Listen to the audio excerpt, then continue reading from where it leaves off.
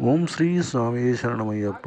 ఇక్కడ మనము పంప నుంచి తర్వాత టెంపుల్కి ట్రాన్స్పోర్టింగ్ అంటే దేవాలయానికి సంబంధించిన సామాన్లు కానీ ప్రతి ఒక్క సామాన్లు ఇక్కడి నుంచే పోతాయి అన్నమాట. ట్రాన్స్పోర్టింగ్ అక్కడ ఉన్న దుకాణాలకు కానీ ప్రతి ఒక్కటి ఇక్కడి నుంచి ట్రాన్స్పోర్టింగ్ ఏ విధంగా చేస్తారనేది ఇక్కడ ఈ వీడియోలో చూపించున్నాను.